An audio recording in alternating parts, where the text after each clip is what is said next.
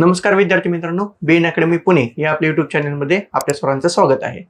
गेल्या वेळेस आपण पहिल्या भागामध्ये चालू घडामोडीचा न्यूजपेपर कसे रीडिंग करायचं हा मुद्दा आपण बघितला होता. त्याच्यानंतर आपण बघितलं होतं की चालू घडामोडीसाठी एक्झॅक्ट सोर्स कोणता वापरला पाहिजे. त्याच्यानंतर आपण बघितलं की चालू घडामोडीसाठी अभ्यास पद्धती कशी असावी आणि शेवटचा मुद्दा आपण बघितला होता की नोट्स कशा बनवल्या पाहिजे. हे 4 मुद्दे आपण चालू घडामोडीच्या आपल्या पहिल्या भागामध्ये बघितले होते. आज आपण दुसरा भाग बघणार आहोत. तर दुसऱ्या भागामध्ये आपल्याला काय बघायचं आहे, तर एक्झाम्पल म्हणलं तर आपण राजकीय घडामोडी. तर या 14-15 महिन्यामध्ये ज्या काही राजकीय घडामोडी झालेत आणि येणाऱ्या परीक्षेच्या दृष्टीने ज्या काही महत्त्वाच्या आहेत त्याच्यामध्ये कोणते मुद्दे येतात, असे जे चालू घडामोडीचं एक्सप्लेनेशन आहे, विश्लेषण एकदम, ते आपण आज बघणार आहोत. तर आजचा पहिला मुद्दा आपण बघूया की राजकीय घडामोडी. तर राजकीय घडामोडीमध्ये कोणते मुद्दे येतात, तर आता तुम्हाला माहितीच आहे की दरवर्षी संसदेचे जे अधिवेशन होतं त्याच्यामध्ये विविध कायदे पास होतात. मग त्या कायद्यांवरती आणि त्याच्यामधील अहवालातील मुद्द्यांवरती दरवर्षी एकतर प्रश्न फिक्स असतो. तर त्या अहवालातील मुद्दे करणे, एक्झाम्पल आता जर आपण घेतलं तर सीएए कायदा. तर सीएए कायद्यामध्ये त्या कायदा कधी लागू केला, त्याची एक्झॅक्ट जी डेट आहे ती डेट आपल्याला माहित पाहिजे. मग ते नागरिकत्व कोणाला देणार आहेत, मग ते नागरिकत्व कोणत्या कोणत्या देशातील लोकांसाठी देणार आहेत, कसं म्हणजे त्याच्या एक्झॅक्ट अहवालामध्ये मुद्दे काय आहेत ते तुम्हाला माहित पाहिजे. त्याच्यानंतर सगळ्यात महत्त्वाचा मुद्दा आपण जर बघितला तर महिला विधेयक आता पास झालेलं आहे. तर 106 नंबर घटना दुरुस्ती आहे. तर त्या 106 नंबर घटना दुरुस्तीवर सुद्धा येणाऱ्या परीक्षेच्या दृष्टीने प्रश्न येण्याचे चान्सेस जास्त आहेत. कारण तुम्ही आधी बघितलंच असेल, ईडब्ल्यूएस जे 103 नंबरचं घटना दुरुस्ती होतं तर त्याच्यावरती आयोगाने 2 वेळा प्रश्न विचारलाय, 2 ते 3 वेळा. त्याच्यामुळे रिसेंटली कोणती घटना दुरुस्ती झाली, 106 नंबरची, महिला विधेयकाच्या रिलेटेड आहे. तर त्याच्यावर प्रश्न येण्याची शक्यता नाकारता येत नाही. त्याच्यानंतर सगळ्यात जास्त महत्त्वाचा मुद्दा आहे बघा की एक देश एक निवडणूक. तुम्हाला माहितीच आहे, आपले माजी राष्ट्रपती रामनाथ कोविंद यांच्या अध्यक्षतेखाली एक देश एक निवडणूक घेण्यासाठी एक समिती नेमली होती. त्या समितीनं राष्ट्रपतींना म्हणजे केंद्र सरकारला अहवाल सादर केलेला आहे. तर त्याच्यावर कसं पहिल्यांदा एकदम बेसिक प्रश्न आहे. आपण मागच्याच लेक्चरला सांगितलं की नवीन शैक्षणिक धोरण जेव्हा 2020 मध्ये लागू झालं तर सगळ्यात पहिल्यांदा बेसिक प्रश्न कोणता आला की यासाठी कोणती समिती नेमली होती. ती कस्तुरीरंगन समिती नेमली, हे त्याचं उत्तर होतं, तुम्हाला माहितीच आहे. त्याच्यानंतर त्यांनी कोणता प्रश्न विचारला की त्याचा स्लॅब कसे होते, म्हणजे 5+3+3+4 हे त्याचे स्लॅब होते. तर त्याच्यावर प्रश्न आला. आणि त्याच्यानंतर आता 2023-24 मध्ये ज्या परीक्षा व्हायला लागला त्याच्यामध्ये एक्झॅक्ट त्या नवीन शैक्षणिक धोरणामध्ये अहवालात कोणते मुद्दे आहेत त्याच्यावर प्रश्न यायला लागले. म्हणजे सगळ्यात पहिल्यांदा एकदम बेसिक प्रश्न येतात, नंतर अहवालातले एक्झॅक्ट जे मुद्दे आहेत त्याच्यावरती प्रश्न येतात. तर एक देश एक निवडणूक, त्याच्यावर रामनाथ कोविंद यांच्या अध्यक्षतेखाली समिती आहे, ही नेमलेली आहे. हा मुद्दा जास्त महत्वाचा आहे. त्याच्यानंतर जर आपण बघितलं विविध राज्याच्या निवडणुका झाल्या, त्याच्यानंतर आता लोकसभेच्या निवडणुका झाल्या, तर त्याच्यामध्ये निवडणूक आयोगाची भूमिका जास्त महत्वाची असते. निवडणूक आयोगाने कोणते पोर्टल, ऍप वगैरे जर लॉन्च केले असले, तुम्हाला माहिती 85 वर्षापेक्षा जास्त आणि दिव्यांग उमेदवारांसाठी आयोगानं विविध पोर्टल लॉन्च केलेले आहेत. तर त्या पोर्टल विषयी माहिती, त्या ऍपचं नाव काय आहे ते एक्झॅक्ट वन लाइनर मध्ये प्रश्न येतो. मागच्या पीवायक्यूचे जर विश्लेषण केलं तर तुम्हाला दिसते पोर्टल, ऍप याच्यावरती वन लाइनर मध्ये प्रश्न असतोच. तर तो मुद्दा सुद्धा येणाऱ्या परीक्षेच्या दृष्टीने महत्वाचा आहे. त्याच्यापेक्षा जास्त महत्वाचं बघा आता राष्ट्रीय पक्षाचा दर्जा. गेल्या वर्षीच आम आदमी पार्टीला राष्ट्रीय पक्षाचा दर्जा दिला, तर तो कितवा पक्ष आहे, मग देशामध्ये एकूण राष्ट्रीय पक्ष किती आहेत, मग त्याच वेळेस कोणाचा दर्जा काढलेला होता. तुम्हाला माहितीच आहे की राष्ट्रवादी काँग्रेस पार्टी आपल्या महाराष्ट्रातील त्याचा हा दर्जा काढून घेतलेला होता. पश्चिम बंगालचे तृणमूल काँग्रेस, ममता बॅनर्जी, त्यांचा सुद्धा हा दर्जा काढलेला होता. मग तो दर्जा काढल्यानंतर काय होतं, दर्जा असल्यानंतर कोणते निकष असतात, हे सर्व जी माहिती आहे डिटेलमध्ये ते तुम्ही वाचून घेतली पाहिजे. तर त्याच्यानंतर बघा राजकीय घडामोडीमध्ये ह्या जास्त घडामोडी महत्वाच्या आहेत. आता त्याच्यानंतर जो दुसरा पार्ट येतो तो आहे आर्थिक घडामोडी. आर्थिक घडामोडीमध्ये काय येतं, वित्त आयोग. तुम्हाला माहितीच आहे की वित्त आयोगावर दरवर्षी हमका 100% प्रश्न असतोच. आणि नेमकंच या वर्षी वर्षाच्या सुरुवातीलाच वित्त आयोगाची स्थापना झालेली आहे. तर तो कोणता वित्त आयोग, 16वा वित्त आयोग. त्याचे अध्यक्ष कोण आहेत, अरविंद पानगडिया. सचिव कोण आहेत, ऋत्विक पांडे. आणि सदस्य जे 4 सदस्य आहेत त्याची नावं पाठच पाहिजे तुम्हाला. आणि एक्झॅक्ट एवढं सगळं आपल्याला पाठ आहे. मग आता तुम्हाला माहितीच आहे का, आयोग कधी कधी डायरेक्ट फॅक्ट म्हणजे डेटवर प्रश्न विचारला. तर वित्त आयोगाची 16व्या वित्त आयोगाची स्थापना कधी झालेली होती, तर ते एक्झॅक्ट ती तारीख तुम्हाला माहित पाहिजे. 31 डिसेंबर 2023. 31 डिसेंबर 2023 ला वित्त आयोगाची स्थापना झालेली होती, 16व्या. तर हा प्रश्न सुद्धा येऊ शकतो. वित्त आयोग हा मुद्दा आर्थिक घडामोडीच्या अंतर्गत येणाऱ्या परीक्षेच्या दृष्टीने महत्वाचा आहे. त्याच्यानंतर बघा आर्थिक घडामोडीमध्ये दुसरा सर्वात महत्वाचा मुद्दा काय आहे, आयात निर्यात.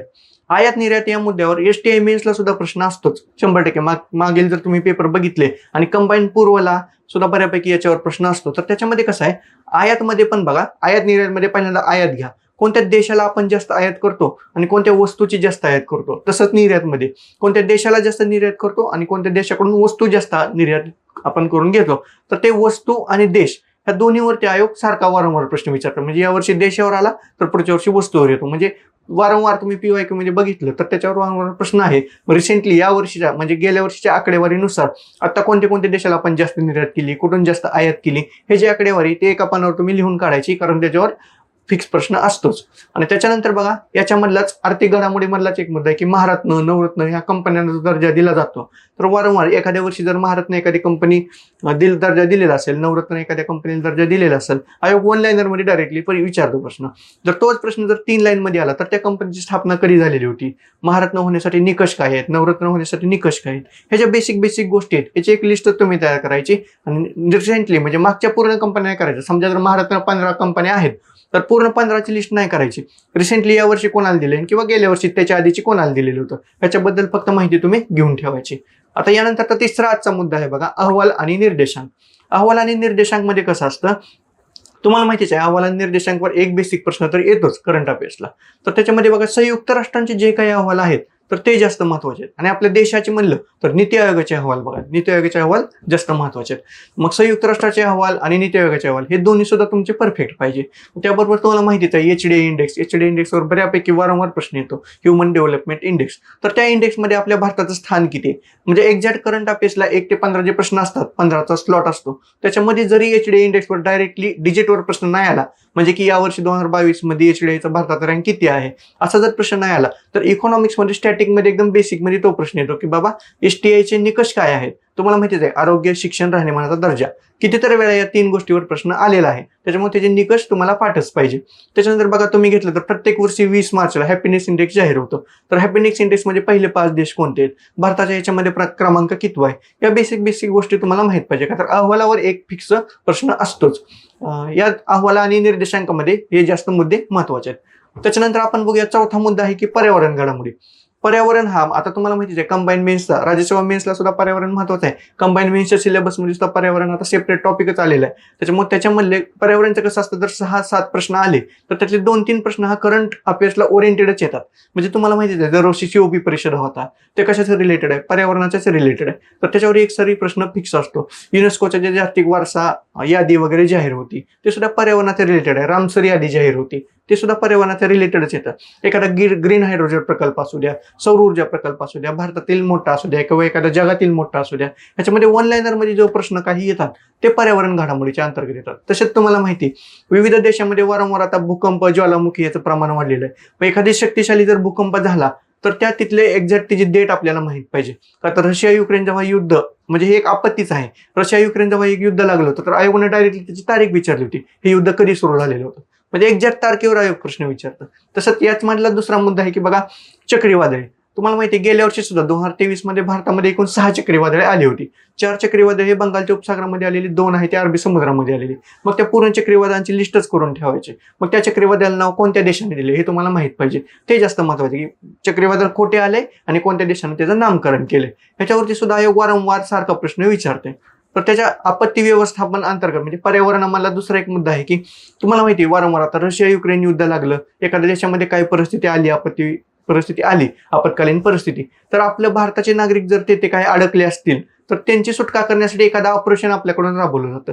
त्या ऑपरेशनच्या नावावर सुद्धा बऱ्याच वेळा प्रश्न आले तुम्हाला माहिती आहे. तसंच आपल्या एखाद्या देशामध्ये जर दुर्घटना घडली, आता तुम्हाला माहिती की उत्तराखंडमध्ये बोगदा दुर्घटना घडली होती, तिथे बोगद्याखाली नागरिक अडकलेले वगैरे, ते त्याच्यासाठी आपण ऑपरेशन जिंदगी हे राबवलं होतं. तर त्याच्या नावावरती डायरेक्टली प्रश्न येतो. तर ते तुम्हाला माहित पाहिजे की विविध देशामध्ये जे ऑपरेशन राबवले जातात तर ते जास्त महत्वाचे आहेत, कारण त्याच्यावर वारंवार प्रश्न येतो. प्रश्न 1 लाईनर येईल किंवा जोड्या लावामध्ये येईल. फॉर्मॅट सुद्धा तुम्हाला माहित पाहिजे. गेल्या वेळी जर 1 लाईनर आला असाल तर नेक्स्ट टाइम जोड्या लावामध्ये प्रश्न येतो. तर त्याच्यानंतर आता 5वा मुद्दा आपण बघूया, विज्ञान आणि तंत्रज्ञान घडामोडी. विज्ञान आणि तंत्रज्ञान घडामोडीमध्ये जास्त महत्वाचं काय येतं तर लस. 2000 कोरोनापासून आयोग जास्त लसीवर प्रश्न जास्त विचारायला लागले बघा. लसीमध्ये मग कोणतं, जे आपण लस डेव्हलप केली तर ती कोणत्या कंपनीने डेव्हलप केली. आता तुम्हाला माहितीच आहे मलेरियावरती दुसरी लस आलेली सध्या. गर्भाशयाचा जो कॅन्सर आहे त्याच्यावर जगामध्ये पहिलीच लस आली. चिकनगुनिया आहे त्याच्यामध्ये सुद्धा जगावर पहिलीच लस आली. हे या वर्षीचे मुद्दे आहेत, म्हणजे या रिसेंटली 7-8 महिन्यामधले हे मुद्दे आहेत. तर येणाऱ्या परीक्षेमध्ये ते लस कोणत्या कंपनीने तयार केली किंवा कोणत्या देशाने तयार केली, त्या कंपनीचं नाव, देशाचं नाव आणि त्या लसीचं नाव, हे 3 मुद्दे तुम्हाला पाठच पाहिजे. त्याच्यामध्ये डायरेक्टली 1 लाईनर मध्ये प्रश्न येतो.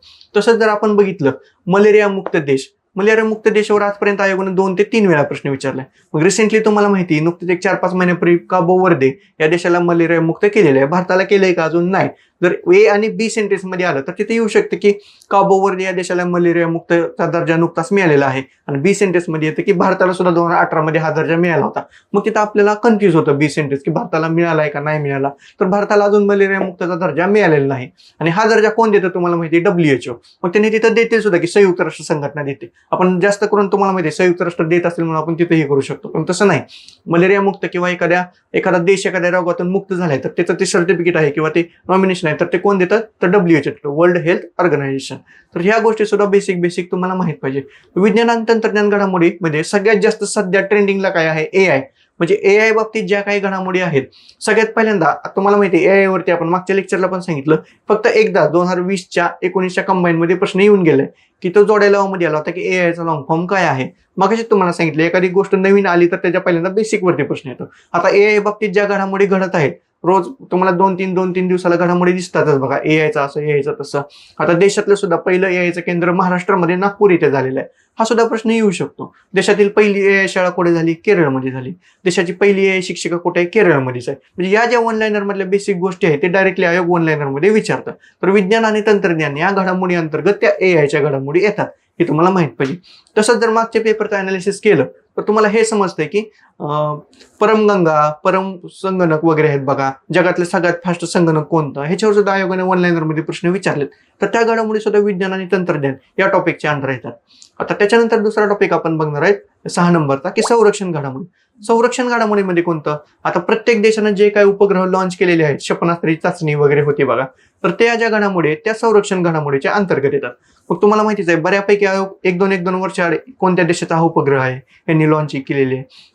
आपण बाहेरच्या देशाकडून विमानं वगैरे मागवतो, हेलिकॉप्टर वगैरे मागवतो, तर ती कोणत्या देशाकडून आपण आयात केली, तर त्याचे जे देशाचं नाव आहे ते आयोगानं बऱ्यापैकी विचारले. त्याच्यामध्ये दुसरा सगळ्यात जास्त महत्वाचा एखादे रायफल वगैरे आपण तयार करतो. नुकतीच जानेवारी 2024 मध्ये आपण उग्रम रायफल तयार केलेली होती, तर त्याच्यावर नुकताच UPSC CDSनं प्रश्न विचारलाय. 21 एप्रिलला जो नुकताच UPSC CDSचा पेपर झाला, तर उग्रम रायफल DRDOने जी तयार केलेली होती तर त्याच्यावर आयोगानं प्रश्न विचारला.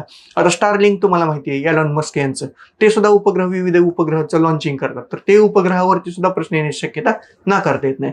पुन्हा तुम्हाला माहितीच आहे की लष्करी सराव, म्हणजे भारताच्या तिन्ही सैन्य दलांचा नुकताच मिशन शक्ती म्हणून पोखरणमध्ये लष्करी सराव पार पडला, तर त्याच्या एक्झॅक्ट लोकेशनवर प्रश्न येणार की कुठे पार पडला. पोखरण कुठे तुम्हाला माहितीच आहे की राजस्थानमध्ये. आणि भारताचे विविध देशांबरोबर जे युद्ध सराव होतात तर त्या युद्ध सरावमध्ये त्याचे युद्ध सराव कोणत्या 2 देशांमध्ये आहेत आणि त्याचं नाव हे तुम्हाला एक लिस्ट पाठच पाहिजे. त्यामध्ये सगळ्यात जास्त महत्वाचं कोणतं आहे बघा की पहिला जर युद्ध सराव असला एखाद्या देशाबरोबर तर त्याच्यावर जास्त प्रश्न येतात. म्हणजे बऱ्यापैकी मागचे जर प्रश्न बघितले तुम्ही तर अल मुहद अल हिंद ही सौदी अरेबियाबरोबर जो सराव आपण केलेला होता, तर 2021च्या कंबाईनला त्याच्यावर प्रश्न आहे की पहिलाच युद्ध सराव आहे भारताचा आणि खालीलपैकी कोणत्या देशाबरोबर होता.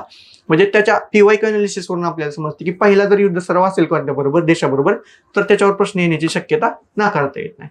आता त्याच्यानंतर याचा दुसरा पार्ट आहे बघा की अंतरिक्ष घडामोडी, तर तो जास्त महत्वाचा आहे. अंतरिक्ष घडामोडी म्हणजे कोणते? आता गगनयान मोहीम आहे आपली, चंद्रयान मोहीम आहे, आदित्य L1 मोहीम आहे, या ज्या मोहिमा आहेत तर त्याच्यावर वारंवार आयोग प्रश्न विचारतात. तर विविध देशाच्या अशा ज्या मोहिमा आहेत ज्या त्या वर्षामध्ये गेलेल्या, आता गगनयान मोहीम आपली प्रस्तावित आहे, चंद्रयान मोहीम आपण पार पडलेली आहे, आदित्य L1 आपली सौर मोहीम सुद्धा आपण पारच पडलेली आहे, म्हणजे ते यानवरती गेलेलंच आहे. तर ते चंद्रयान मध्ये सुद्धा तुम्ही बघितलं की भारत हा दक्षिण ध्रुवावर जाणारा पहिला देश आहे. मग एक्झॅक्ट ते तारीख सुद्धा पाठ पाहिजे कधी यानवरती पोहोचलं, 23 ऑगस्ट 2023. त्या वर्षी आपण काय केलं, आपला राष्ट्रीय अंतराळ दिन म्हणून घोषित केला. पहिलाच दिन आहे ना घोषित केलेला, तर त्याच्यावर आयोग प्रश्न विचारते. आता राष्ट्रीय क्रीडा दिन आपल्या महाराष्ट्र राज्याचा 15 जानेवारी यावर्षी पहिल्यांदाच घोषित केलं की 15 जानेवारी हा राष्ट्रीय क्रीडा दिन म्हणून साजरा केला जाईल. तो सुद्धा मुद्दा जास्त महत्वाचा आहे. तर एखादा दिवस जर पहिल्यांदा सुरुवात केलेली असेल तर त्याच्यावर आयोग प्रश्न विचारते. तर विविध देशाच्या अशा ज्या मोहिमा आहेत, जेव्हा आपलं चंद्रयान लॉन्च झालं तेव्हाच लुना पण लॉन्च झालं होतं रशियाचं, पण ते मोहीम त्यांची फेल गेली. त्याच्यानंतर ऑगस्ट 2023 मध्ये आपलं चंद्रयान सक्सेसफुल झालं. त्याच्यानंतर जानेवारी 2024 मध्ये जपाननं सुद्धा चंद्रावरती गेले. जपानचं स्लिम मोहीम होती, त्या मोहिमेचं नाव सुद्धा माहित पाहिजे, स्लिम मोहीम. हे त्यांनी सुद्धा चंद्रावर पाऊल टाकलेलं आहे. आणि त्याच्यानंतर फेब्रुवारीमध्ये ओडिसीएस हे यान अमेरिकेचं गेलं. त्यांनी मदत कोणाची घेतलेली? नासाची. अमेरिकेची ही खाजगी संस्था आहे की जी चंद्रावरच्या दक्षिण ध्रुवावर गेलेली आहे, म्हणजे भारताला शेजारी लाभलेला आहे. चंद्राच्या दक्षिण ध्रुवावर जाणारा भारत हा पहिला देश. दुसरा कोण झाला? अमेरिकेची खाजगी संस्था आहे तर त्यांचं ते ओडिसीएस यान आपल्या विक्रम लँडरच्या शेजारी गेलेलं आहे, म्हणजे भारताला दक्षिण ध्रुव शेजारी लाभलेला आहे. या गोष्टी अशी लक्षातच ठेवायच्या तुम्ही की ह्याच्यावर प्रश्न येतोच. त्याच्यानंतर महत्वाचं आहे बघा की व्यक्तिविशेष. व्यक्तिविशेषमध्ये 2 पार्ट येतात की नियुक्त्या आणि निधन वार्ता. आता नियुक्त्यामध्ये कोणत्या करायच्या, जागतिक स्तरावर जे काही नियुक्त्या होतात म्हणजे विविध पदांवरती, IMFच्या असू द्या, संयुक्त राष्ट्र संघटनेच्या असू द्या, तर तिथं जर भारतीय वंशाच्या व्यक्तींची निवड जर झालेली असेल नियुक्ती, तर त्याच्यावर 100% प्रश्न येतो. आता नुकतंच तुम्ही बघितलं 17 डिसेंबर 2023 जो ग्रुप सी मेन्स झालेला, अजय बंगा यांची जी नियुक्ती झाली होती जागतिक बँकेच्या अध्यक्षस्थानी, तर त्याच्यावर प्रश्न आलाच का नाही. PYQ मध्ये असे जर प्रश्न बघितले तुम्ही तर जागतिक स्तरावर ज्या नियुक्ती झालेत त्याच्यावर प्रश्न येतो. आणि सगळ्यात जास्त त्याच्यामध्ये महत्वाचं काय की महिलांच्या रिलेटेड अशा काही नियुक्त्या होतात तर आयोग त्याच्यावर प्रश्न विचारते. मग आपल्या देशाच्या अंतर्गत असू दे किंवा राज्याच्या अंतर्गत असू दे, अशा पदावर जाणाऱ्या या पहिल्याच महिला आहेत असं जर तुम्हाला कुठं वाचताना दिसलं तर त्याच्यावर प्रश्न येण्याची शक्यता जास्त असते. तर त्या नियुक्त्यामध्ये ते जास्त महत्वाचं आहे, ते लक्षात ठेवायचं तुम्ही. त्याच्यानंतर आपण बघितलं की निधन वार्ता. आता निधन वार्तामध्ये कसं आहे, सुरुवातीला वाचताना तुम्ही पूर्ण वाचून घ्या. म्हणजे आता जर इयरबुक तुम्ही वाचत असाल त्याच्यामध्ये 35-40 व्यक्ती दिलेत निधन वार्ता या रिसेंटली झालेले, तर पूर्ण वाचून घ्या. पण पेपर आल्यानंतर स्मार्ट अनालिसिस मध्ये कसं करायचं, मागचे जर पेपर अनालिसिस केलं तर त्याच्यामध्ये आपल्याला असं दिसून येते, म्हणजे जे पद्य पुरस्कार आहेत, पद्य पुरस्कार आपण जो बघतो, भारतरत्न पुरस्कार, साहित्यिक पुरस्कार, ज्ञानपीठ पुरस्कार, असे पुरस्कार ज्या व्यक्तींना मिळालेले आहेत आणि त्यांचं जर निधन झालेलं आहे तर त्या व्यक्तींवर प्रश्न विचारण्याचे चान्सेस जास्त आहेत. म्हणजे बऱ्यापैकी PYQ मध्ये त्याच्यावर प्रश्न आलेले आहेत. म्हणजे ऑस्कर पुरस्कार असू द्या, नोबेल पुरस्कार असू द्या. आता मागच्या लेक्चरला आपण सांगितलेलं की नोबेलवर प्रश्न येण्याची शक्यता कशी असते, त्या वर्षी बाबा हा पुरस्कार नोबेल कोणाला मिळालाय, हा पॅटर्न 1 झाला. त्यातला दुसरा पॅटर्न आहे की तो कोणत्या कार्यासाठी, म्हणजे आता जी राज्यसभा मेन्स झालेली आहे तर त्याच्यामध्ये त्यांनी प्रश्न विचारला की अर्थशास्त्रातला हा नोबेल खालीलपैकी कोणत्या कार्यासाठी मिळाला, यांना मिळाला पण त्याच्या कोणत्या कार्यासाठी मिळाला, हा दुसरा पॅटर्न झाला. त्यातला तिसरा पॅटर्न काय आहे की नोबेल विजेता एखाद्या व्यक्तीचे यावर्षी निधन झाले तर त्यांना कोणत्या स्वरूपात नोबेल मिळालेला किंवा कशात कोणत्या क्षेत्रातला मिळाला होता आणि किती साली मिळालेला, या गोष्टी तुम्ही केली पाहिजे. म्हणजे निधन वार्ताना बघताना अशा पण व्यक्ती बघा की नोबेल मिळालेल्या व्यक्तींचे या वर्षामध्ये, आधी नोबेल मिळालेल्या व्यक्तींच्या या वर्षामध्ये निधन झालेलं आहे का, तिथं स्टार मार्क करून ठेवा, का तर त्याच्यावर प्रश्न येतो. आता त्याच्यानंतर आपला 9 नंबरचा आजचा टॉपिक आहे की क्रीडा घडामोडी. आता क्रीडा घडामोडीमध्ये कसं आहे, क्रिकेटच्या घडामोडी आहेत, टेनिसच्या आहेत, फुटबॉलच्या आहेत आणि ग्रँड स्पीक स्पर्धा आहे. एखाद्या वर्षी ऑलिम्पिक होती तर ते ऑलिम्पिकची स्पर्धा आहे. जागतिक ज्या स्पर्धा होतात, जागतिक ॲथलेटिक्स स्पर्धा वगैरे, तिथं जाऊन आपण सुवर्ण पदक जिंकलं, आपल्या खेळाडूने जर एखादी ऐतिहासिक कामगिरी केली तर त्या एक्झॅक्ट त्याच्यावर प्रश्न आयोग विचारते. आता क्रीडा घडामोडीमध्ये काय विचारतं, एखादी सिरीज जर एखादा वर्ल्ड कप वगैरे झाला तर त्याच्यामधलं सामनेवीर कोण आहे ह्याच्यावर आयोग प्रश्न विचारतं. IPLच्या लिलावाच्या बोलीवर सुद्धा प्रश्न विचारला की सर्वात महागडा खेळाडू कोण आहे. तुम्हाला माहिती जयदेव उनाडकर, त्याच्यावर प्रश्न आला होता, राजस्थान रॉयलमध्ये तो होता तेव्हा. त्याच्यामध्ये बघा पुन्हा एकदा की क्रीडा घडामोडीमध्ये क्रिकेटमध्ये विस्डेन पुरस्कार कोणाला मिळालाय ह्याच्यावर सुद्धा प्रश्न येऊन गेलेला आहे. तर ते पूर्ण जी लिस्ट आहे ना, यावर्षीचं विस्डेन कोणाला मिळालंय, मग ते लगेच PYQच्या अनालिसिसनुसार लक्षात ठेवायचं. आता फुटबॉलमध्ये जास्त महत्वाचं काय, जे प्रतिष्ठित खेळाडू आहेत, मेसी आहे, रोनाल्डो आहे, नेमार आहे, एम्बापे आहे, यांनी जर क्लब बदलला त्यांचा फुटबॉलचा तर त्या डायरेक्टली क्लबवरती प्रश्न येतोय. आपण बघितलेले की रोनाल्डोच्या क्लबवरती आयोगानं प्रश्न विचारला, ती रिअल माद्रिद त्याचा जो क्लब होता तर त्याच्यावरती आयोगानं प्रश्न विचारलेला होता याच्या आधी. तर फुटबॉल मधला तो जास्त महत्वाचा. जेव्हा फुटबॉल वर्ल्ड कप होतो त्या वर्षी तो फिफा इयरचा पुरस्कार आहे, बॅलन डी'ओरचा पुरस्कार आहे, गोल्डन ग्लोब पुरस्कार आहे, हो कोणाला मिळालाय हा सुद्धा प्रश्न येतो. त्यातल्या त्यात बॅलन डी'ओर पुरस्कार जास्त महत्वाचा आहे. आयोगानं गेल्या वर्षी प्रश्न विचारला होता की 7व्यांदा जेव्हा मेसीला मिळाला पुरस्कार तेव्हा आयोगानं प्रश्न विचारला, या वर्षी सुद्धा बॅलन डी'ओर मेसीलाच मिळालाय, म्हणजे यावर्षी किती वेळा मिळालाय, 8व्यांदा मिळालाय. तर ते तुम्हाला पाठच पाहिजे का, तर आयोगाने याच्या आधी प्रश्न विचारलेला आहे. आणि टेनिसमध्ये बघा, आता टेनिसमध्ये जे ग्रँड स्लॅम स्पर्धा होतात, म्हणजे अमेरिकन ओपन असू द्या, ऑस्ट्रेलियन ओपन असू द्या, फ्रेंच ओपन असू द्या, ह्याच्यामध्ये ज्यांनी ग्रँड स्लॅम पद जिंकले, मग समजा जर एखादा युवा खेळाडू असेल त्यानं पहिल्यांदाच ग्रँड स्लॅम जिंकले तर तो जास्त महत्वाचा आहे. तर तो कोणत्या देशाचा आहे, त्याचा देश पण पाठ पाहिजे, त्यांनी हरवलंय कोणाला हे सुद्धा तुम्हाला माहित पाहिजे. आणि जर जे प्रतिष्ठित खेळाडू आहेत, आता राफेल नदाल आहे, जोकोविच आहे, यांची ग्रँड स्लॅमची जी टायटल आहे म्हणजे किती, 23 वेळा, 24 वेळा, त्याच्यावर आयोगानं प्रश्न विचारला का, तर सर्वाधिक ग्रँड स्लॅम पद कोणी जिंकलेत हा सुद्धा आयोगानं प्रश्न विचारलेला आहे. आणि त्याच्यामध्ये कसं आहे, टेनिस क्रमवारीमध्ये, जागतिक क्रमवारीमध्ये 1 नंबरला राहण्याचा विक्रम या वर्षीची ही न्यूज आहे, रॉजर फेडरर यांच्या नावावर होता, तो आता जोकोविचच्या नावावर झालाय. म्हणजे हा एक ऐतिहासिक घडामोड आहे ना, तर त्याच्यावर सुद्धा आयोग प्रश्न विचारेल का, तर गेल्या वेळेस आयोगाने विचारलं होतं की सर्वात जास्त ग्रँड स्लॅम पद कोणाच्या नावावर आहेत. आता सर्वात 1 नंबरला टेनिसमध्ये 1 नंबर स्थानावर राहणारा जोकोविचच्या नावाने विक्रम झालाय की सर्वाधिक दिवस तो त्या स्थानावर राहिलेला आहे. म्हणजे ही एक ऐतिहासिक घडामोड आहे, त्याच्यावर प्रश्न येण्याची शक्यता नाकार देत नाही. पुन्हा बघा, आपण खेळाचा तिसरा प्रकार सांगितलं की ग्रँड प्रिक्स म्हणजे काय, ती F1 रेस आहे बघा. F1 रेस आहे ना त्याच्यावरती आयोग प्रश्न विचारतो. तुम्हाला 3 ते 4 वेळा कंबाईनला प्रश्न दिसलाय. तर 2021च्या आधी आता तुम्हाला माहिती की क्रिकेट जर आपण बघितलं तर सचिन तेंडुलकर त्यांच्या नावावर आधी जास्त विक्रम होते. आता रिसेंटली कोणता खेळाडू आहे विराट कोहली त्याच्या नावावर जास्त विक्रम आहेत. तर ग्रँड प्रिक्स मध्ये सुद्धाच आहे. मॅक्स वेस्टपन आणि हेल मिल्टन हे 2 खेळाडू आहेत. हेल मिल्टन जो खेळाडू आहे त्याचा 2021च्या आधी जास्त विक्रम होते. म्हणजे 21च्या आधी जे प्रश्न आले तर त्याचं उत्तर हेल मिल्टन होतं. आणि वेस्टपन हा खेळाडू असा आहे की 21-22 नंतर जे काही विक्रम आहेत ते त्याच्या नावावर गेलेत. म्हणजे त्यानं सलग रेस जिंकलेले आहेत. मग ते सौदी अरेबियामध्ये ती ग्रँड प्रिक्स स्पर्धा होती, ऑस्ट्रेलियामध्ये होती. मग आयोग तिथं धडधडीत देते की सौदी अरेबियामध्ये ग्रँड प्रिक्स स्पर्धा पार पडली 2024 त्याच्यामध्ये खालीलपैकी कोण खेळाडू विजेते झालेला आहे. हा तुम्ही PYQ मध्ये तुम्हाला दिसेल. तर त्याच्यामध्ये 2 जास्त ऑप्शन होते की हेल मिल्टन आणि वेस्टपन. तर आता तुम्ही प्रत्येक वर्षी त्या स्पर्धेमध्ये कोण जिंकलाय का तर आयोगाने 2-3 वेळा प्रश्न विचारलाय. तर PYQच्या अनालिसिसनुसार हे तुम्हाला माहितच पाहिजे की कोणता खेळाडू आहे ग्रँड प्रिक्स मध्ये जिंकणारा. तर क्रीडा घडामोडी अंतर्गत ती महत्वाचं आहे. पुन्हा आता बघा जुलैमध्ये पॅरिस ऑलिम्पिक आहे. तर पॅरिस ऑलिम्पिकमध्ये भारताचा ध्वजवाहक कोण आहे त्या खेळाडूचं नाव तुम्हाला माहित पाहिजे. जेव्हा पॅरिस ऑलिम्पिक पार पडेल तर त्याच्यानंतर सुवर्ण पदक भारताच्या कोणत्या कोणत्या खेळाडूने जिंकलेले त्या खेळाडूंची लिस्ट तुम्हाला माहित पाहिजे. समजा आपण जर 10 सुवर्ण पदक जिंकले तर त्यातलं पहिलं कोणी जिंकलेलं आणि त्या कोणत्या खेळासाठी जिंकलं होतं ते सुद्धा तुम्हाला माहित पाहिजे. का तर गेल्या वेळेस ऑलिम्पिक झालेलं तेव्हा आयोगाने विचारलं होतं की सुवर्ण पदकापैकी पहिलं पदक कोणी जिंकलं होतं. म्हणजे नुसते सुवर्ण पदक कोणी जिंकले हे माहित नसून अनालिसिसनुसार काय पाहिजे तर पहिलं पदक कोणी जिंकलेलं आणि कोणत्या खेळासाठी जिंकलेलं ह्या सुद्धा घडामोडी तुम्हाला माहितच पाहिजे. आता त्याच्यानंतर बघा 9वा मुद्दा आहे की क्रीडा घडामोडी आपण बघितलं. त्याच्यानंतर 10वा मुद्दा आहे की पुरस्कार. आता पुरस्कारामध्ये कसं आहे जागतिक लेवलचे पुरस्कार आहेत, राष्ट्रीय लेवलचे पुरस्कार आहेत आणि राज्यातील पुरस्कार आहेत. आता जागतिक लेवलच्या पुरस्कारामध्ये कोणता येतात तर ऑस्कर पुरस्कार आहे, नोबेल पुरस्कार आहे. तर याच्यावरती आयोग वारंवार प्रश्न विचारतात. तर ऑस्कर मधले पण कसं करायचं सर्वोत्कृष्ट चित्रपट कोणता आहे, सर्वोत्कृष्ट अभिनेता कोणता आहे आणि सर्वोत्कृष्ट अभिनेत्री कोणती हे 3 मुद्दे जास्त आहेत ना याच्यावरती आयोगाने जास्त प्रश्न विचारले. आता ऑस्करची पूर्ण यादी येते बघा ती लिस्टची. तर ती पूर्ण यादी करण्यापेक्षा तर खालच्या यादीमध्ये जर भारताला काय नॉमिनेशन वगैरे आहे भारताच्या कोणत्या याला जर मिळाला असेल तो जास्त महत्वाचा. पण सर्वोत्कृष्ट अभिनेता अभिनेत्री आणि सर्वोत्कृष्ट चित्रपट कोणता आणि सगळ्यात जास्त नॉमिनेशन वगैरे किंवा सगळ्यात जास्त पुरस्कार कोणाला मिळेल ह्या गोष्टी जास्त महत्वाच्या आहेत.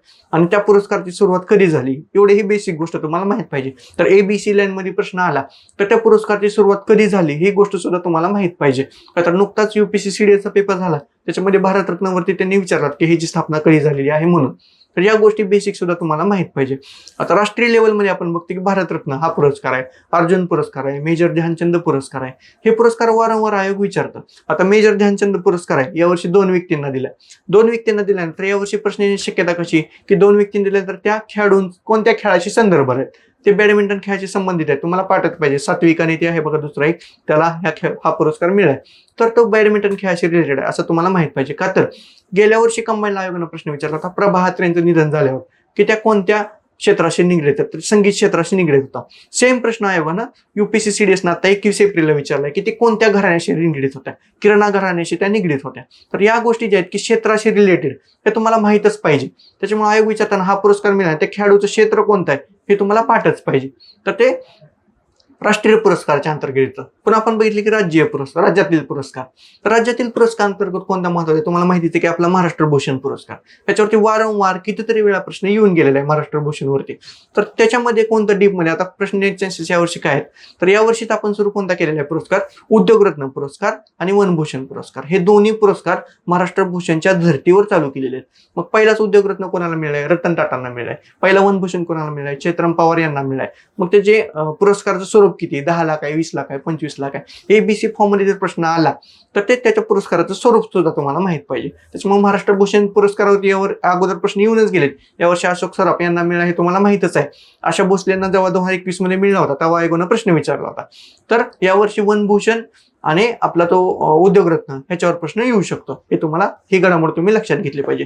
पुन्हा तुम्हाला माहिती की लता मंगेशकर यांच्या नावाने पुरस्कार दिला जातो आपल्या राज्यामध्ये, लोकमान्य टिळक यांच्या नावाने पुरस्कार आहे. असे जे बेसिक पुरस्कार आहेत हे पुरस्कार तुम्हाला माहित पाहिजे की त्याच्यावर प्रश्न येतोच दरवर्षी.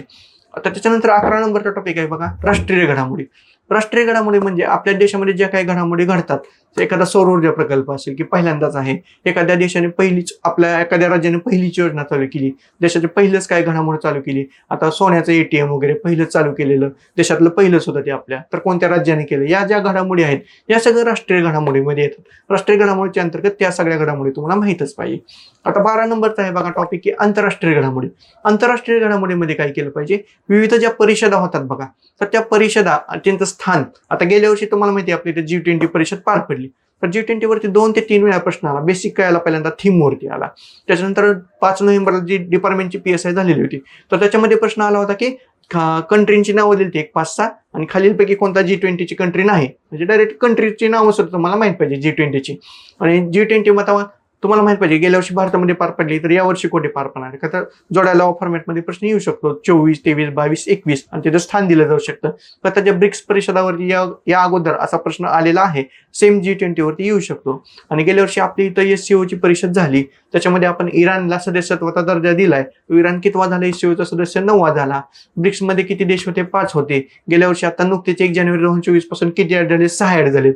मग त्याच्यामध्ये असं आहे की अर्जेंटिनानं प्रस्ताव दिलेला होता की आम्हाला ब्रिक्समध्ये ऍड व्हायचंय, पण तिथल्या निवडणुकीनंतर सरकार बदललं, ब्रिक्समध्ये ऍड केलं आणि तिथलं सरकार आता म्हणते की आम्हाला ऍड नाही व्हायचं. त्याच्यामुळे तुम्हाला वाचताना बऱ्यापैकी भरपूर सोर्समध्ये तुम्हाला दिसते की 10 देश झालेले आहेत ब्रिक्समध्ये, का तर अर्जेंटिनानं नकार दिल्यामुळे. काही काही ठिकाणी तसंच दिलेलं आहे 11 आहेत, तर तुम्हाला माहित पाहिजे की अर्जेंटिनानं नकार दिलेला आहे.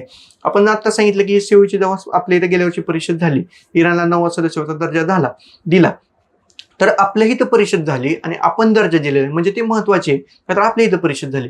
हे आधी पण आपण सांगितलं होतं लेक्चरमध्ये की तो मुद्दा जास्त महत्वाचा. तर सेम प्रश्न UPSC CDS ना 21 एप्रिलला विचारलेला आहे नुकताच, की SCO परिषदेमध्ये इराण हा 9वा सदस्य झालेला आहे, विधान चुकीचे का बरोबर, अशा फॉर्मॅटमध्ये प्रश्न आहे. आपल्या देशामध्ये जे काही परीक्षा होतात, म्हणजे UPSCचे असू द्या, महाराष्ट्रातल्या कोणत्या पण असू द्या, त्याच्यामध्ये करंट अफेअर्सचे जे प्रश्न आले ते पेपर झाले की तुम्ही बघितलेच पाहिजे, का तर करंट अफेअर्स हा विषय असा आहे की प्रत्येक एक्झामला सेमच असतो. त्याला काय असं नाही की UPSCला वेगळा आहे, MPSCला वेगळा आहे, तलाठीला वेगळा आहे. तर करंट अफेअर्स जे ज्या पेपरमध्ये येतं तर तुम्ही बघितलं पाहिजे सध्या ट्रेंड कसा आहे, म्हणजे कोणते प्रश्न विचारले जातात, ह्या घडामोडी तुम्हाला माहीतच पाहिजे. या सगळ्या आपण बघितले की आंतरराष्ट्रीय घडामोडीमध्ये. आता युनेस्कोचा दर्जा आहे, सर्वोच्च पर्यटनाचं गाव आहे, युनेस्कोची संस्कृती यादी आहे, तर ते जे आहे, आता गुजरातचा गरबा नृत्य आहे, तर त्याला युनेस्कोच्या सांस्कृतिक यादीमध्ये दिलं, तर ते तुम्हाला माहित पाहिजे. याच्या आधी 2021 मध्ये कुणाला दिलं, तर कोलकात्याची दुर्गा पूजा, त्याच्या आधी कुंभमेळ्याला दिलेलं आहे. हे जे लिस्ट आहे ना तुम्हाला पाठच पाहिजे. त्याच्यावरती जागतिक वारसा स्थळे वगैरे भरपूर वेळा प्रश्न आलेला आहे. मग ते कोणते स्थळ आहेत, यावर्षी कोणत्या स्थानात दर्जा दिलाय, या काही घडामोडी येतात तुम्हाला पाठच पाहिजे. त्याच्यानंतर 13 नंबरचा आपला मुद्दा आहे की समित्या. तुम्हाला माहितीच आहे आता मणिपूर हिंसाचार त्याच्यासाठी सर्वोच्च न्यायालयाने समिती नेमली. गीता मित्तल या महिला आहेत, संपूर्ण महिलांची समिती होती, त्यांच्या अंडर ती समिती नेमली. तर समित्यावरती दरवर्षी प्रश्न येतोच. काय पेपर आहेत कंबाईनचे, अजून अनालिसिस करा तुम्ही. एका पेपरमध्ये 3 प्रश्न आहेत समित्यावरती. तर समित्यावरती प्रश्न कसा येतो, करंट अफेअर्समध्ये म्हणजे चालू चर्चेतील मुद्द्यांसाठी जर समिती नेमली असली तर त्याच्यावरती प्रश्न येतो. स्टॅटिकमध्ये कसा येतो, इकॉनॉमिक्समध्ये 1991 ते 1999च्या काळामध्ये, म्हणजे LPGच्या काळामध्ये जे काही समित्या नेमल्या होत्या, कराच्या जे काही समित्या होत्या त्याच्यावर एक प्रश्न विचारते. पॉलिटीमध्ये समितीवर कुठे येतो, पंचायत राजच्या जे काही समित्या आहेत त्याच्यावर प्रश्न येतो. तुम्ही PY अनालिसिस करा, प्रत्येक पेपरमध्ये तुम्हाला समितीवर 2 ते 3 प्रश्न दिसतातच. मग सध्या आपल्या महाराष्ट्रामध्ये कोणती समिती महत्वाची, तलाठीची परीक्षा झाली, पेपर फुटी वगैरे जे काही प्रकरण गाजलं होतं, तर त्या पेपर फुटीसाठी आपल्या अध्यक्ष MPSCचे किशोरराजे निंबाळकर यांच्या अध्यक्षतेखाली समिती नेमली.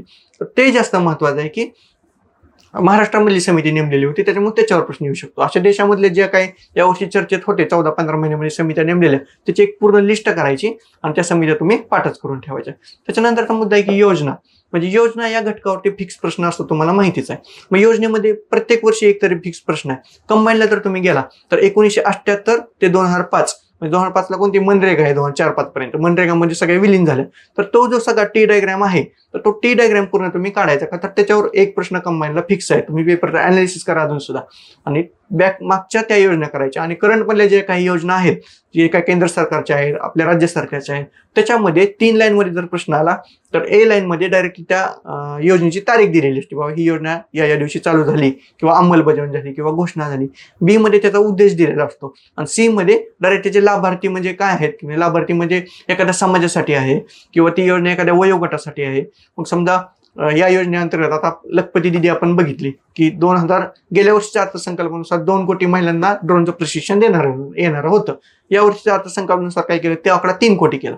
म्हणजे एक्झॅक्ट त्या 3 कोटीवर सी सेंटेन्समध्ये 3 कोटी महिला असं दिलेलं असतं. ग्रामीण भागातील महिला तुम्हाला माहिती आहे, तर त्यांना प्रशिक्षण देण्यात येणार आहे. बचत गटातील महिला आहे, तर 3 कोटी हा जो आकडा आहे ना, तिथं गपलत होऊ शकते. प्रश्न काय असतो, खालीलपैकी योग्य विधान ओळखा या योजनेचं.